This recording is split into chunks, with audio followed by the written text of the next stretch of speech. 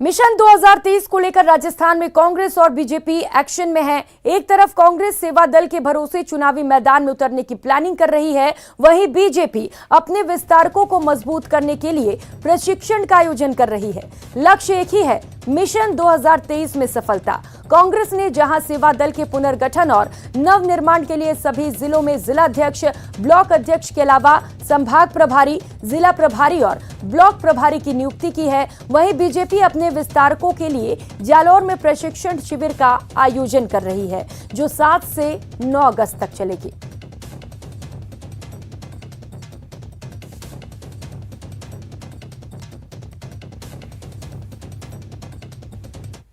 कि इस बार कांग्रेस सेवा दल को राजस्थान के अंदर विधानसभा चुनाव में बड़ी जिम्मेदारी के अंदर, अहम रोल के अंदर काम करना है और सरकार को वापस रिपीट करवाना है, और इसी के तहत हम लगे हुए हैं। अभी हमारे ये 200 विचारक जो तैयार हो रहे हैं, ये विचारक हर विधानसभा के अंदर ये एक तरह से मुख्य प्रशिक्षक भी है, मुख्य विचारक भी है। विधानसभाओं में जाकर ये प्रशिक्षित करेंगे हमारे कांग्रेस के उन कार्यकर्ताओं को।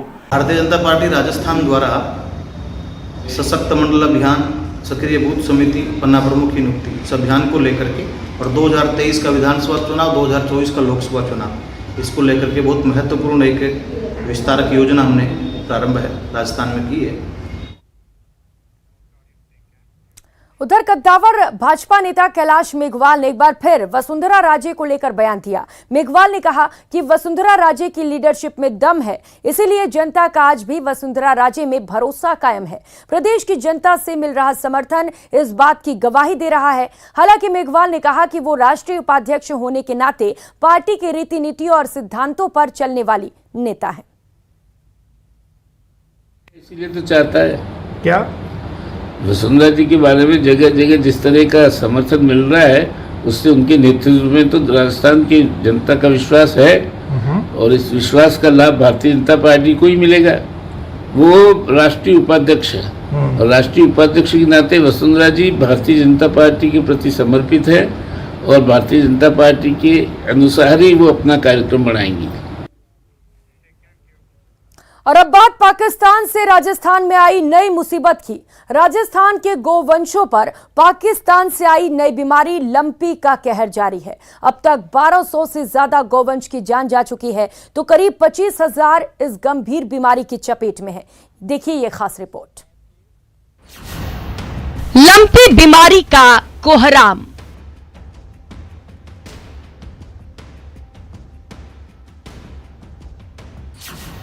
ना मिली सहायता, ना ही समाधान।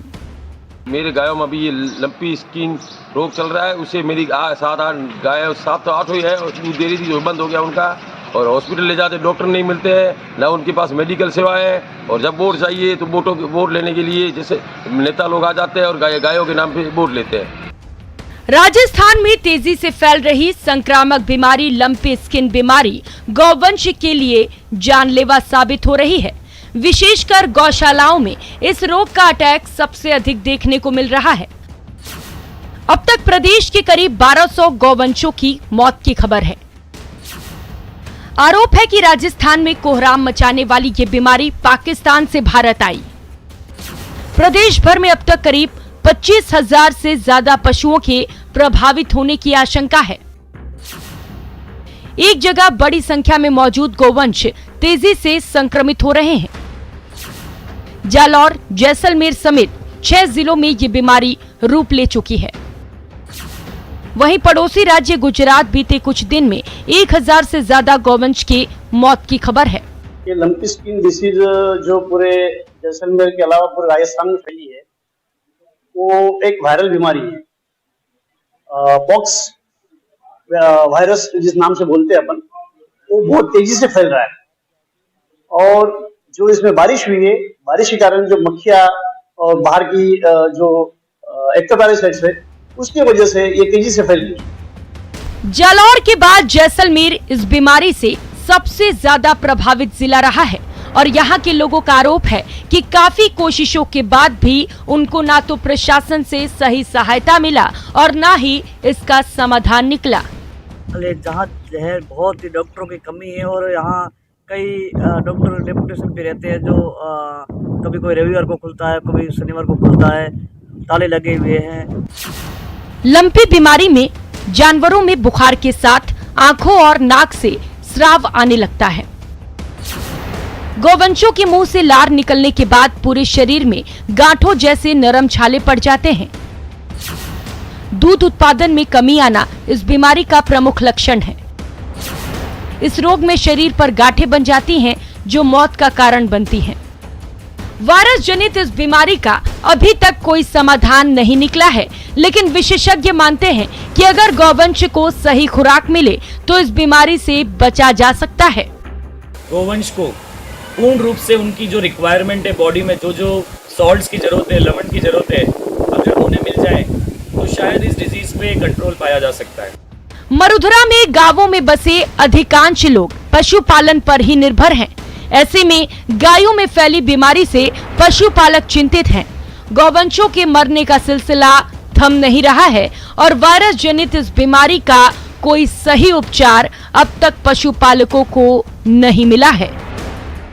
श्रीकांत व्यास के साथ bureau report, news 18 Rajasthan.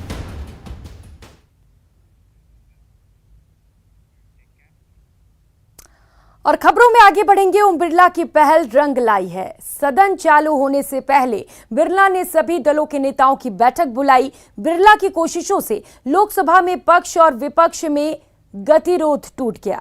Speaker Birla के कहने के बाद सरकार प्रस्ताव लाई। स्पीकर बिरला ने कहा, सदन में हुई घटनाओं से सब आहत हैं, मैं भी आहत हूं, देश को भी पीड़ा पहुंची है। माननीय सदस्यगण,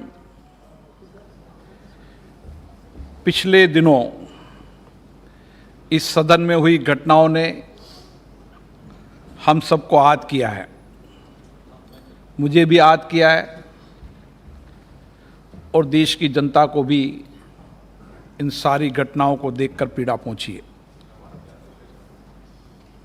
माननीय सदस्यगण, देश की सर्वोच्च संस्था, लोकतंत्र की सर्वोच्च संस्था संसद है और इस संसदीय परंपरा पर हम सबको गर्व है। इस परंपरा में चर्चा, संवाद और सकारात्मक बहस से इस सदन की प्रतिष्ठा स्थापित की गई है। हमारे पूर्व अध्यक्षों ने और सभी सदन के नेताओं ने सामूहिक रूप से हमेशा इस सदन की उच्च मर्यादा और परंपराओं का पालन करते हुए इसकी प्रतिष्ठा को बढ़ाई है। इस सदन की रक्षा करना हम सबकी सामूहिक जिम्मेदारी है।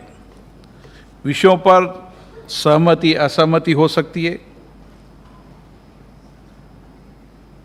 बहस करते समय, चर्चा करते समय कई मुद्दों पर हमारी संसदीय परंपराओं में हमेशा तीखे वाद विवाद भी हुए हैं, चर्चा भी हुई है, लेकिन सदन की गरिमा हमेशा हमने बना के रखी है।